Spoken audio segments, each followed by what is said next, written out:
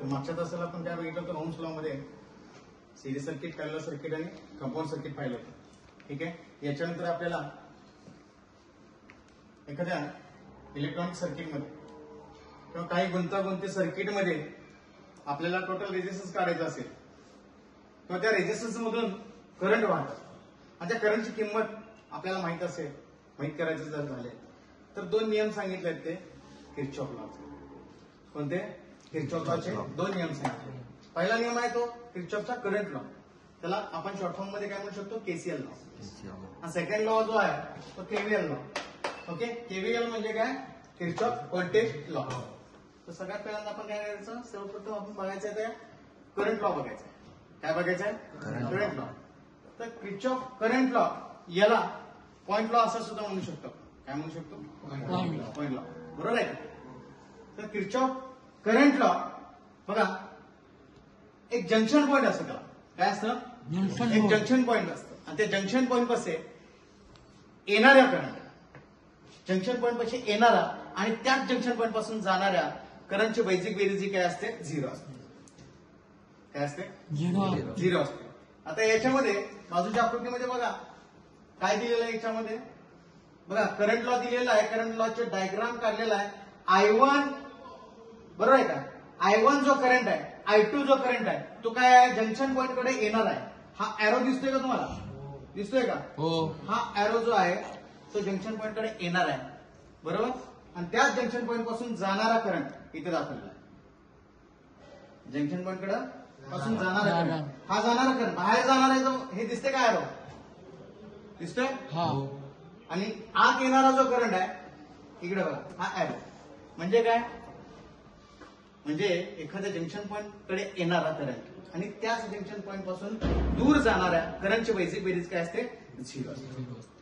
लक्षात येते? येणारा करंट काय याच्यामध्ये बघा, येणारा करंट काय आहे? I1. बरोबर. येणाऱ्या करंटला काय द्यायचं आपण? अधिक चिन्ह द्यायचं. येणाऱ्या करंटला काय द्यायचं? चिन्ह अधिक द्यायचं. आणि जाणारा करंट वजा, मायनस, ऋण चिन्ह. येणाऱ्या करंटला आपण धन. बरोबर आहे. येणारा म्हणजे प्लस असते ना आपल्याकडं, काही पण असू दे. व्यवहारामध्ये येतं म्हणजे आपल्याकडे काय आहे? प्लस आहे. आणि जातं म्हणजे काय? मायनस आहे. लक्षात आलं का? बघा येणाऱ्या चिन्हाला आपण काय म्हणतो? प्लस चिन्ह द्यायचे. म्हणजे I1 हा येणार आहे, जंक्शन पॉइंट पेक्षा येणार आहे. I1 हा काय आहे? प्लस. बरोबर आहे. I2 काय आहे? प्लस. येणारा करंट आहे. बरोबर. I2 हा येणारा, मायनस नाही बघा. हा तो मायनस म्हणला. हा एरो दिसतोय का? येणार आहे इकडे. आणि या जंक्शन पॉइंट पासून जाणारा म्हणजे मायनस. वजा I3 वजा I4 वजा I5 इज इक्वल टू काय होणार याचा? शून्य. म्हणजे काय? याचा अर्थ काय? कोण सांगू शकेल? बघा येणारा करंट, जंक्शन पॉइंट कडे येणारा करंट आणि जाणारा करंट यांची बेसिक बेरीज काय असते? शून्य असते. सिंपल आहे करंट लॉची व्याख्या. समजलं? लक्षात येते? दुसरे किंवा ह्याच्यात काय होते बघा, किंवा I1 plus I2 is equal to I3 plus I4 plus I5. येणारा करंट प्लस जाणारा करंट हा झिरो किंवा इक्वली झाला. येणारा करंट आणि जाणारा करंट काय झाला? इक्वली, समान. लक्षात येते? करंट लॉ समजला तुम्हाला? आता याच्यावरचं एक्झाम्पल नंतर घेऊ आपण. त्याच्या अगोदर जो आहे तो केव्हीएल म्हणजे किर्चॉफ व्होल्टेज लॉ आहे. ओके. किर्चॉफचा व्होल्टेज लॉ आहे. आता किर्चॉफ व्होल्टेज लॉ दुसरं नाव काय आहे? Mesh law.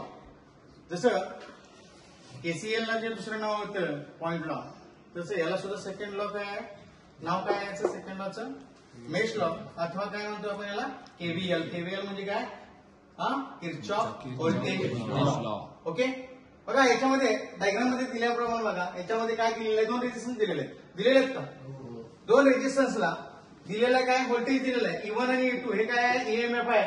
ईएमएफ म्हणजे काय? व्होल्टेज, इलेक्ट्रोमोटिव्ह फोर्स या सर्किटला दिलेला आहे. याची व्याख्या कशी तयार होते बघा. कोणत्याही क्लोज सर्किट, आता हा सर्किट कोणता आहे? क्लोज सर्किट आहे का? कोणत्याही क्लोज सर्किटमध्ये रेजिस्टन्सद्वारे होणारा व्होल्टेज ड्रॉप, या रेजिस्टन्सद्वारे होणारा व्होल्टेज ड्रॉप व त्या सर्किटला दिलेल्या ईएमएफ त्या सर्किटला दिलेला ईएमएफ यांची बेसिक बेरीज काय असते? 0. यांची बेसिक बेरीज काय असते? 0. बरोबर आहे का? बघा या आकृतीमध्ये दिलंय तुम्हाला R1 हा पहिला रेजिस्टन्स आहे, याचा व्होल्टेज ड्रॉप होते का? होतो. R2 याचा व्होल्टेज ड्रॉप होते का? होते. लक्षात आलं? आता या दिलेल्या सर्किटमध्ये म्हणजे क्लोज सर्किट आहे हा क्लोज सर्किट मध्ये दिलेल्या R1 आणि R2 मधून काय होतं? व्होल्टेज ड्रॉप होतं. व त्याच सर्किटला या सर्किटला दिलेल्या व्होल्टेज ईएमएफ यांची बेसिक बेरीज जी असते ते काय असते? 0. समजलं? कोणत्याही क्लोज्ड सर्किटमध्ये बघा रेजिस्टन्स द्वारे होणारा व्होल्टेज ड्रॉप व त्या सर्किटमध्ये दिलेल्या ईएमएफ ची बेसिक बेरीज असते 0 असते. Okay done. ओके तर याच्यामध्ये बघा किर्चॉफचा व्होल्टेज लॉ मध्ये R1 हा R1चा व्होल्टेज ड्रॉप इथं होतो, R2चा व्होल्टेज ड्रॉप इथं होतो आणि या सर्किटला दिलेल्या ईएमएफ ची बेसिक बेरीज इकडे लक्ष द्या.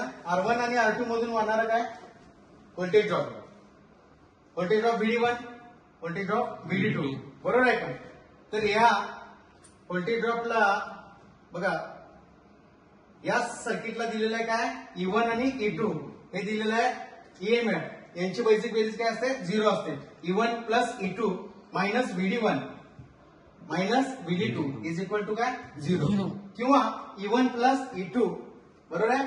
E1 plus E2 minus I गुणिले R1 बरोबर आहे का? मायनस I गुणिले R2 बरोबर आहे? लक्षात आलं? किर्चॉफ लॉ समजलं तुम्हाला? हा किर्चॉफ लॉ बघा काही गुंतागुंती सर्किट मध्ये रेजिस्टन्सची किंमत किंवा करंटची किंमत काढायचं झालं तर किर्चॉफ शास्त्रज्ञांनी 2 नियम सांगितले होते. या दोन्ही नियमाचं आपल्याला समजलेलं आहे. ओके लॉ आणि व्होल्टेज लॉ समजलं तुम्हाला? प्रत्येकानं समजलेलं आहे? याच्यावर परत ठीक आहे. तर करंट लॉ सांगू शकाल कोणतरी? ठीक आहे बघा. कोणत्याही जंक्शन पॉइंट कडून येणाऱ्या व त्या जंक्शन पॉइंट कडून दूर जाणाऱ्या यांची बेसिक बेरीज ही 0 असते. कोणत्याही जंक्शन पॉइंट कडे येणाऱ्याला काय चिन्ह द्यायचं? येणाऱ्याला काय चिन्ह द्यायचं? I1 प्लस I2 म्हणजेच धन चिन्ह द्यायचं. ओके आणि जाणाऱ्याला ऋण चिन्ह द्यायचं. लक्षात आलं? ओके बस काय व्होल्टेज लॉ कोण सांगू शकेल?